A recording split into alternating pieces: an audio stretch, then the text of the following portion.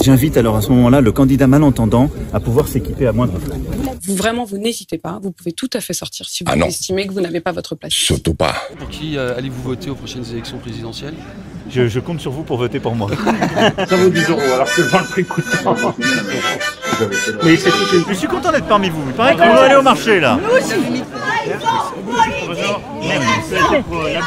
Ceux qui perdent leur nerf en étant violents, en étant dans l'invective, en étant dans la menace, en étant dans l'insulte, sont mauvais pour la démocratie et la République, quel que soit le projet qu'ils portent. Chacun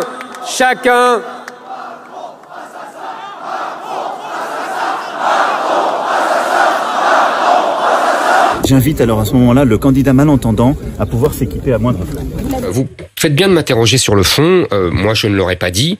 Évidemment, c'est pas mon type d'expression. Ça vaut 10 € alors que le prix coûte tant. L'événement du meeting du Trocadéro, ce n'est pas quelques personnes qui crient Macron assassin. Éric Zemmour a un discours qui attise la violence et il n'est pas capable de la contrôler. Allez, mettez-le. Allez.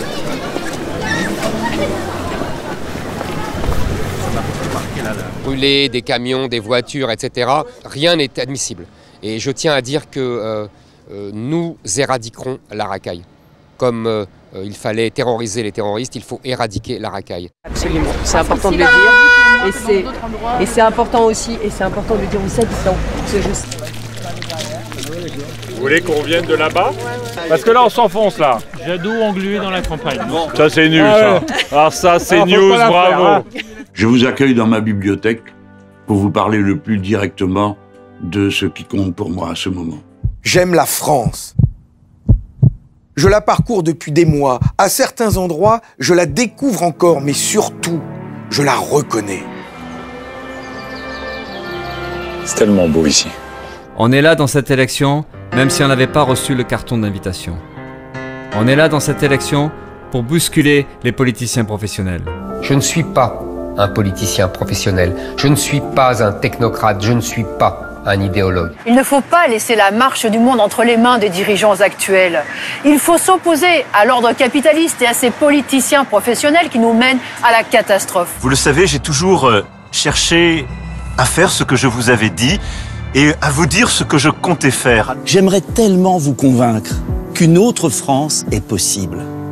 Une France indépendante. Pour relever ces défis, il faut du courage. Ce courage de faire, je l'ai. Le 10 avril, si le peuple vote, le peuple gagne. Pour que vive la France. Changer nos vies, nous l'avons fait. Et ensemble, nous pouvons le refaire. Vive la République, vive la France. Ça va aller? Très bien. Voilà. Vous savez, je suis célibataire. Monsieur le premier homme. Donc je vais pas aller me trouver un mari au motif qu'il faudrait entrer à l'Élysée avec un mari. Les agriculteurs ne sont pas des ennemis. Et c'est pas eux qui polluent. C'est pas eux qui réchauffent la planète. Et au moins, ils ne mentent pas comme nous, les politiques. Chacun a son tempérament. Ne jugez pas les gens sur les apparences. Moi, je ne vous juge pas sur les apparences. Non. Je vous aime bien. Pourtant, il n'y a rien qui y pousse. Je vous avais dit, Madame Salamon. Je vous la laisse, celle-là. Les campagnes sont aujourd'hui victimes, en grande majorité, d'une délinquance inadmissible, qui est une délinquance itinérante, bien souvent, il faut bien le dire, d'origine étrangère.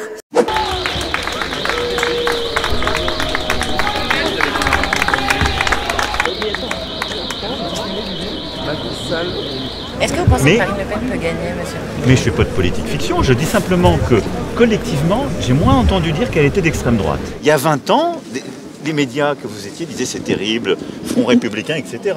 Les forces politiques républicaines disaient jamais. Il n'y a plus cette réaction, et puis là, moi je n'ai jamais banalisé le Front National. Je suis l'adversaire qu'Emmanuel Macron ne veut pas avoir contre lui. Le système veut un face-à-face entre Macron et l'extrême droite. Pourquoi? Parce que c'est l'assurance réélection d'Emmanuel Macron. Pour qui allez-vous voter aux prochaines élections présidentielles? Je compte sur vous pour voter pour moi. Je suis content d'être parmi vous. Il paraît qu'on va aller au marché là. Nous aussi. Trahison politique, inaction climatique. Trahison politique, inaction climatique. Le vote pour nous, c'est pas l'idée de nous faire gagner, hein, surtout pas. Enfin, surtout pas. C'est pas tellement ça que je voulais dire.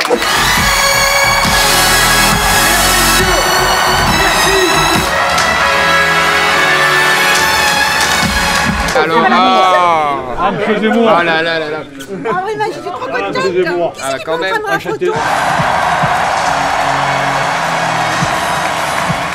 Vous savez tous, sans qu'il soit besoin d'en dire plus, l'évidence,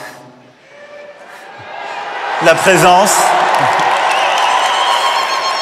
de celle qui m'importe le plus, qui m'apporte le plus dans cette singulière aventure de vie. Brigitte.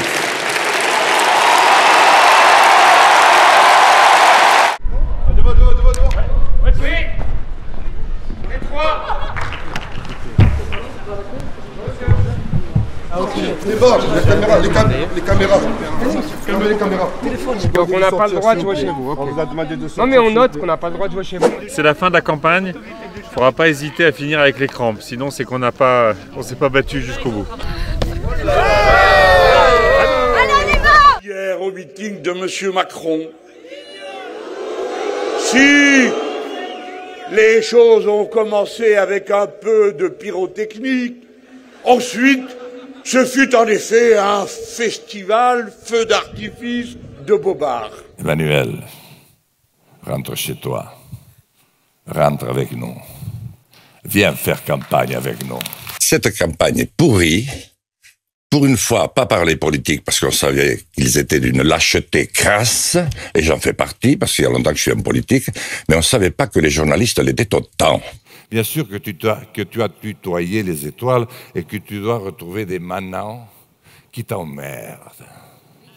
Mais rien n'est fini. Tu peux retrouver ta place dignement, mais cesse d'être petit. Et petit dans ta tête. Mon petit Emmanuel, nous avons besoin de toi.